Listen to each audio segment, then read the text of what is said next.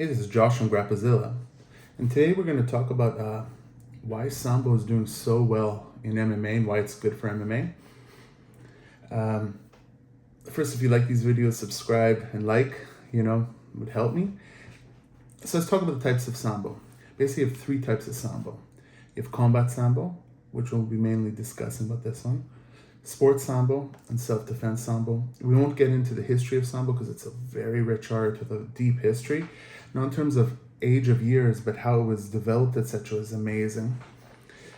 But the first reason, and the most important, you got to know this, is why Sambo is great for MMA, is because it's a multi-ranged combat system, meaning you got punches, you got kicking, you do have a type of gripping and middle range where you go throws and ground.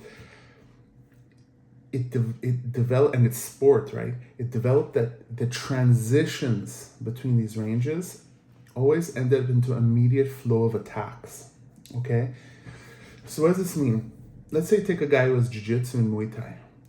Because he's not training the jiu-jitsu and the Muay Thai together in one thing, unless he's training MMA, but we're talking about, let's say, big picture here. He doesn't ever get the transition of thinking, okay, now I'm non-jiu-jitsu, I go to Muay Thai, and now I go back to submission, etc. Now, jiu-jitsu and Muay Thai is very, very formidable, don't get me wrong. But Sambo still is winning championships. We're seeing the domination with Fedor, which was back then smashing guys in the heavyweight division. And modern would be Khabib, and of course Islam. Makhachev, Islam just won his championship against Charles Oliveira. And the reason why, I believe, is because of the transitions between these ranges. So, for example, in Sambo, you start with kicking. There could be a takedown that comes, and they're ready for that. You punch. Actually, in combat Sambo, sometimes you have headbutts. And then they go into, for example, a throw or a takedown. And then they go immediately into striking or a submission or a pin, okay? Another reason that this is something to take into consideration is due to the fact that there's many competitions in wrestling, in Sambo, my bad. And because of this, from a young age, especially combat Sambo, students of Sambo get used to this use of, first of all, getting hit and using these ranges and transition ranges in order to dominate their opponents. So let's say you're very good at kicking and punching. Well, you'd have to set up, and one guy's not, he's good at throwing. He would have to set up his throw off of a kick or a punch. And I think another thing that's very important with Sambo is the use of wrestling and how easy it is to add wrestling on top of Sambo. So for example, you see Khabib and Islam and his whole gang go to train with DC in his gym. It's very easy for DC to add his wrestling on top of Sambo. And I think the big reason why is because there's so many influences in Sambo, such as Greco-Roman, freestyle, huge influence of judo, but more so, there's also a huge influence of cultural styles of the old Soviet Union, such as Georgian Chidaoba, Romanian Trenta, Armenian Koch, goulash from Azerbaijan, and a lot of Turkic wrestling styles that all have different grips and unorthodox rules that when you took them developed this style that basically from any grip, any situation, they always had something to go to. Another reason why wrestling is so easy to add to Sambo and why Sambo is so great for MMA is because they don't have pants. They wear shorts and they're allowed leg takedowns, okay? And because of that, it's very easy to transfer that to an MMA background. There's also Chidaoba trips from Georgian Chidaoba, which actually many old school Sambo guys used to think they were much superior to those of judo.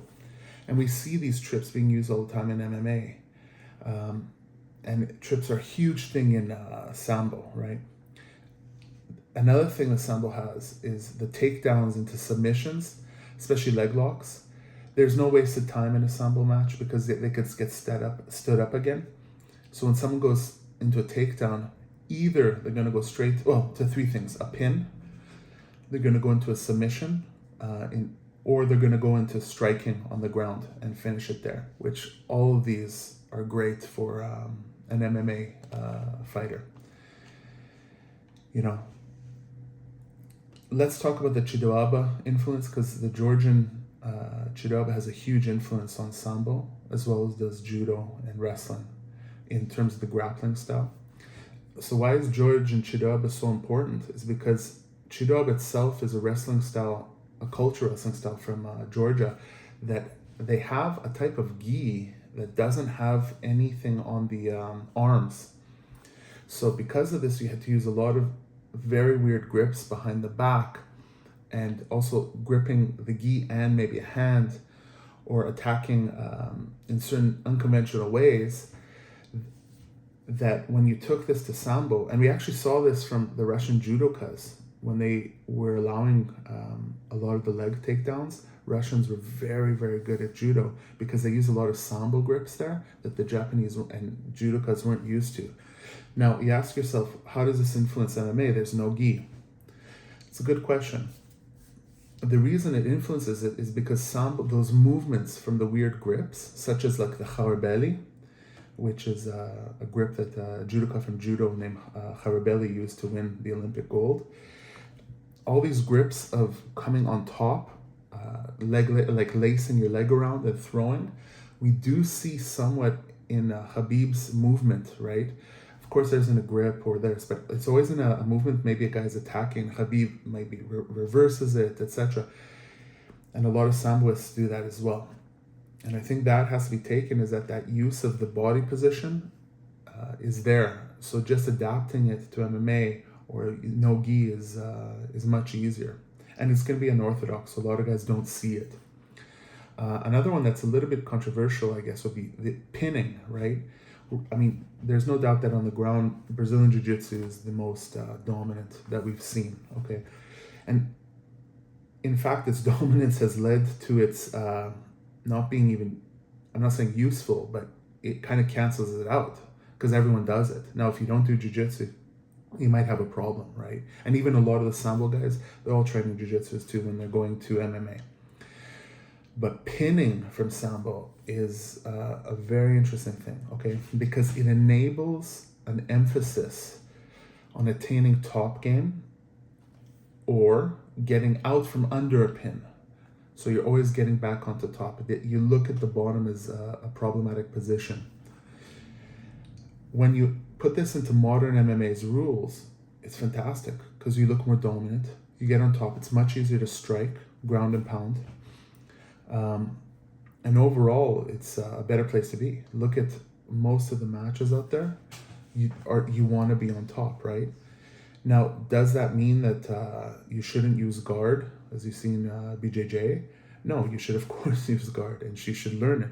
But you should understand why Sambo guys are dominating. One of the things I think is because of pinning, because they understand the hierarchical prevalence of being on top and not being on bottom, and they'll do whatever they can to get there. Once again, if we look back to transitions, a Sambo 3 would generally go into a position that you'd be on top game and a pin. You understand? So let's say you pin someone in Kezakatami, scarf hold, or into a side control. All of a sudden they're there for ground and pound, etc.